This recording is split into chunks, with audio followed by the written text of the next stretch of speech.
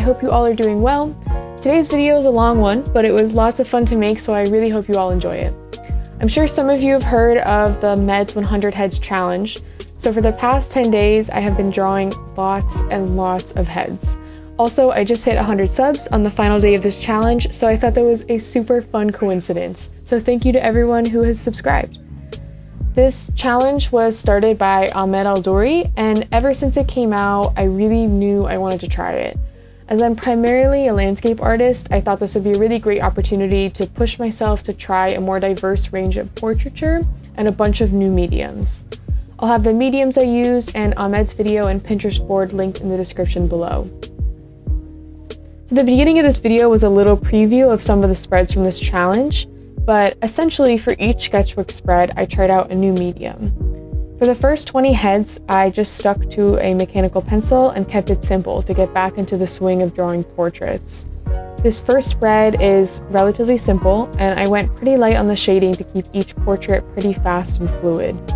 I think one of the greatest things about this challenge is the super diverse range of portraits Ahmed chose in his Pinterest board. You'll see as the challenge goes on, they progress from relatively common portraits to these super detailed sculptures of like monsters and highly stylized creatures. So as I grew more comfortable with the high volume of portraits, the references became more and more challenging, which was really fun. Since there were so many of these to draw a day, if I wanted to complete the challenge in 10 days, I had to keep things as simplified as possible in the beginning, and I put more emphasis on trying to capture the essence of the portrait instead of completely rendering the tonal range.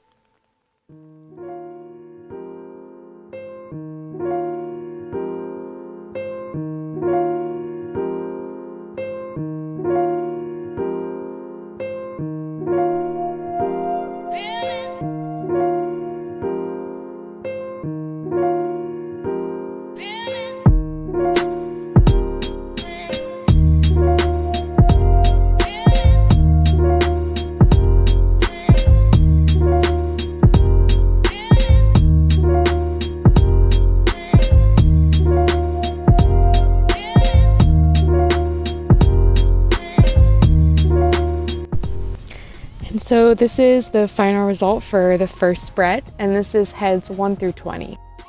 So for the next spread, I worked with a blue ballpoint pen.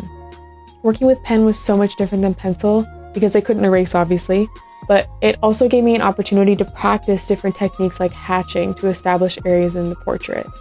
The pen I was working with was super cheap, and I definitely don't recommend it. Because I had quite a few mess ups with the ink shooting out, so you'll see me use the yellow paper to just start over completely with some of the portraits. At first I thought this was a disaster, but in the end I think the yellow pop makes the spread a little more fun to look at. I definitely think this spread was a lot rougher than the pencil one, but I try not to be so hard on myself because when you're drawing so many heads, it's impossible for all of them to turn out great. And as cliche as it sounds, this whole challenge is more about the journey and pushing yourself to try new things than the final result.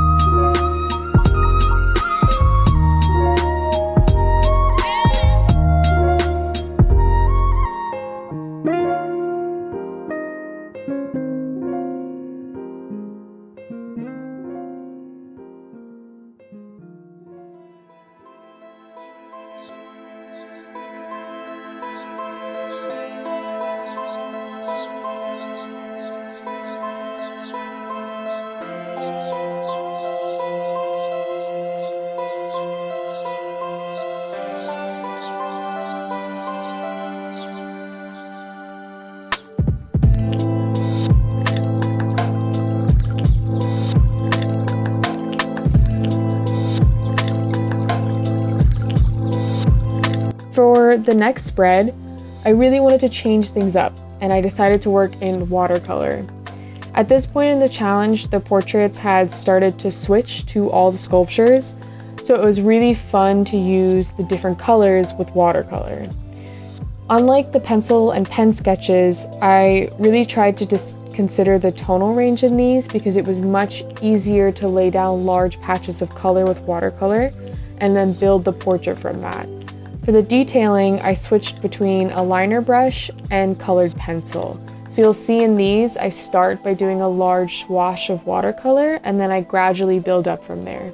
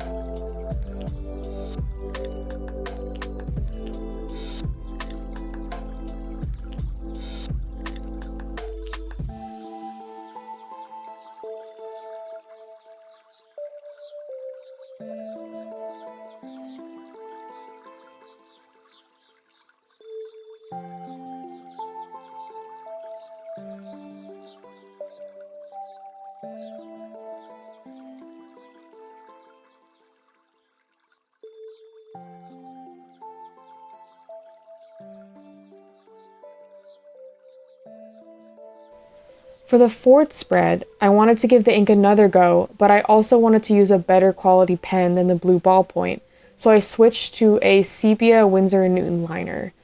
This pen was much easier to try more hatching with because it didn't have the ink problems like the ballpoint, so as I grew more comfortable with sketching in it, I tried to push the amount of shading I was doing as well.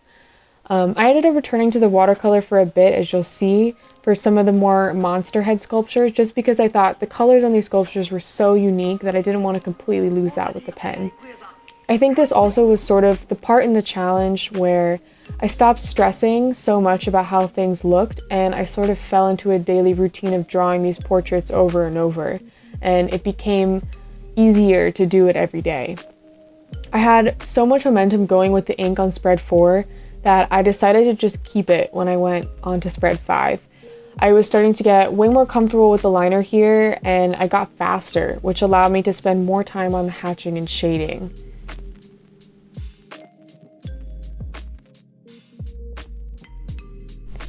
I think I surprised myself when I went back to the watercolor on this spread, because after using the pen and then after having tried the watercolor on spread 3, I definitely realized that I was way more comfortable with it. So the portraits that I did for spread 4 were a lot faster, and I feel like they turned out a little bit better.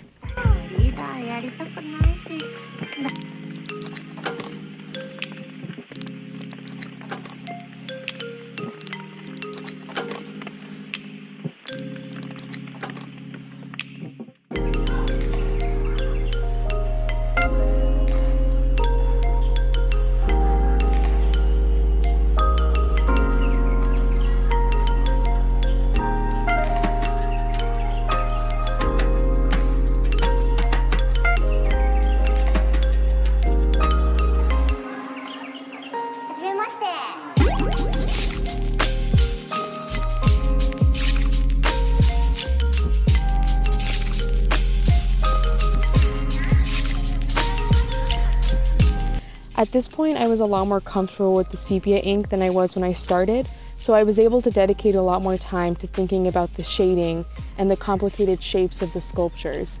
It was a lot more fun to try and capture the really interesting shadows and highlights on these forms.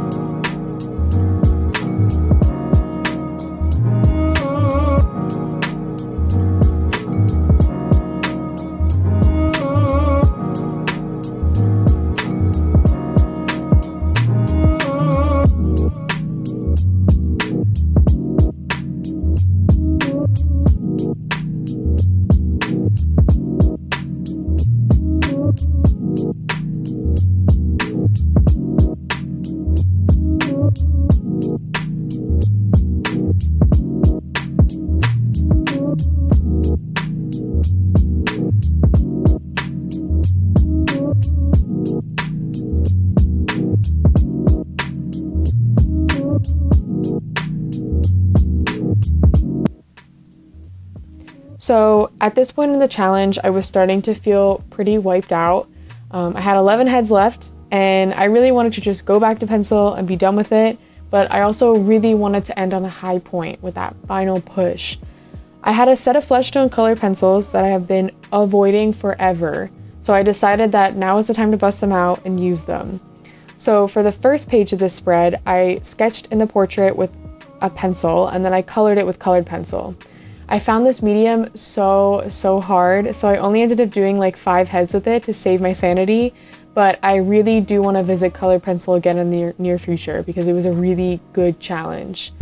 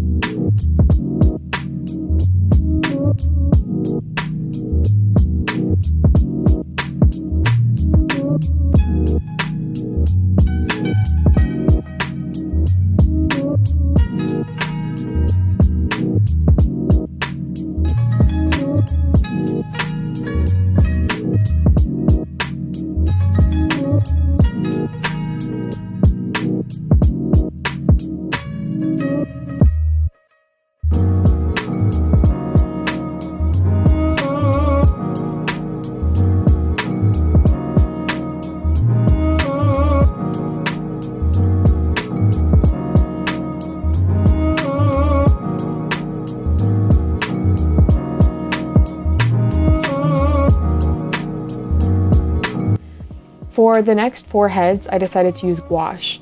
I had a subscriber ask me in one of my last videos if I ever did portraits in gouache, so like the colored pencils, this challenge seemed like a really great time to try it. I think that's one of the biggest things I learned from this challenge was to just try new things and see if I liked it. There's so many mediums that I've been avoiding for the longest time, and this was a great opportunity to just give it a go. You never really know how something will go unless you try it, so a challenge like this, you sort of just have to do it. These 4 gouache studies were all really interesting because the skin tones and overall color range of each portrait was very different, so I liked working with the extreme contrast.